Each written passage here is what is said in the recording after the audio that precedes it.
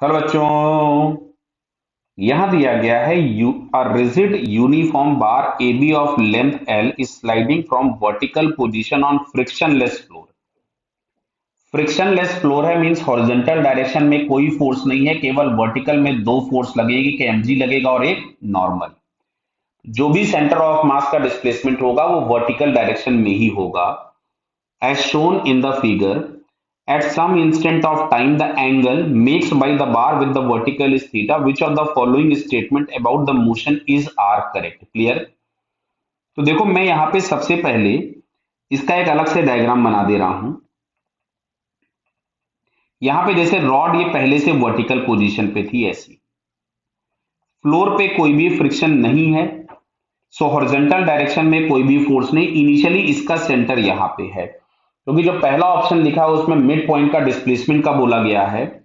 अब अच्छा देखो, मैं रॉड की दूसरी पोजीशन बनाता हूं। जब ये थीटा एंगल घूम गई यहां से, तो क्या आपको दिख रहा है रॉड कुछ ऐसी हो चुकी होगी। अच्छा, इसका जो मिड पॉइंट है वो यहां कहीं आ चुका होगा। अच्छा, ये वाला एंगल इन्होंने थीटा दिया हुआ है, तो क्या इसका वर्टिकल के साथ ये वाला एंगल भी थीटा ही होगा। क्लियर है, बताइए। तो अब अगर हम लोग देखें तो जो इसका डिस्प्लेसमेंट हुआ है वर्टिकल डायरेक्शन में वो ये है डेल्टा एच। क्लियर। तो जो डेल्टा एच में पहले H1 था वो तो L/2 था। अब अगर हम इसको देखें तो क्या ये हम लोगों को ये वाली जो हाइट है ये L/2 होगा, सेंटर से एंड पॉइंट का डिस्टेंस, तो क्या ये L/2 कॉस थीटा मिलेगी। तो जो डेल्टा एच हम लोगों के पास मिलेगा that is L/2 minus L/2 cos theta. तो अगर मैं इसमें से L/2 कॉमन निकालता हूं तो ये मिलेगा 1 माइनस कॉस थीटा। तो पहले ऑप्शन में लिखा हुआ है when the bar makes an angle theta with the vertical the displacement of mid point from its initial position is proportional to. तो देखो दिख भी रहा है L कांस्टेंट है, 2 कांस्टेंट है, तो 1 माइनस कॉस थीटा, तो इसका पहला आंसर करेक्ट हो गया। दूसरा लिखा है mid point of the bar falls vertically downward. एकदम सही बात है, ये मैं पहले भी बोल चुका था कि केवल और केवल फोर्सेस वर्टिकल में है तो सेंटर ऑफ मास का मूवमेंट वर्टिकल में ही होगा। Instantaneous torque about the point of contact is, तो बेटा ये हम निकालते हैं, चलिए। तो इंस्टेंटेनियस पॉइंट ऑफ कांटेक्ट ये हो गया, mg यहां एक्ट होगा।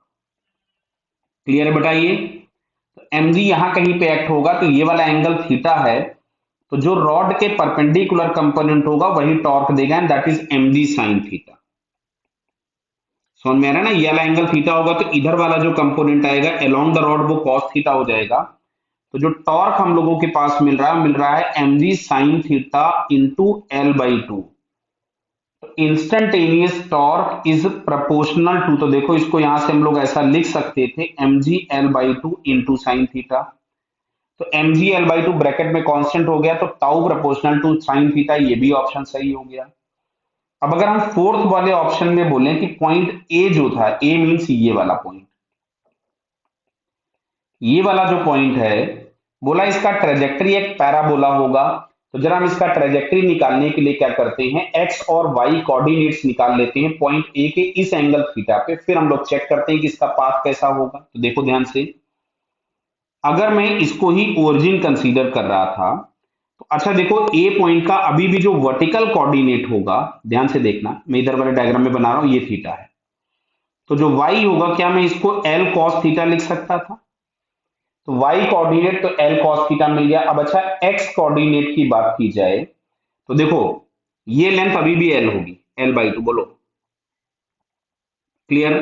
तो इसका जो x कोऑर्डिनेट होगा वो ये वाला मिलेगा, जो कि आपके पास मिलेगा minus of L/2 sine theta. Clear हो रहा, बताइए क्यों। क्योंकि जो मैंने ब्लैक कलर का लाइन बनाया है ये लेंथ L/2 होगी और इसको हमने ओरिजिन ओ कंसीडर किया हुआ है। तो अब अगर हम लोग यहां से चेक करें तो इसका जो x कोऑर्डिनेट आ रहा है that is minus of L/2 sine theta, और जो y कोऑर्डिनेट आ रहा है that is L cos theta.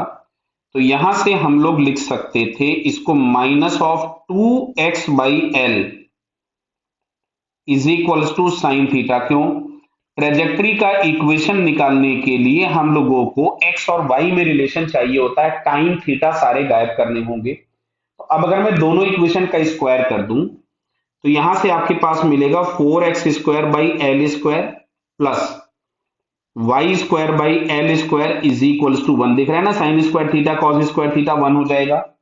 तो ये जो इक्वेशन हम लोगों को दिख रहा है बेटा, ये एक इलिप्स की इक्वेशन है, तो पैराबोला की इक्वेशन नहीं है, तो फोर्थ ऑप्शन हमारे पास गलत हो गया। तो करेक्ट होने के नाम पे हमारे पास तीन ऑप्शन आए, कौन सा, first, second and third. Clear बेटा? Okay, all the best.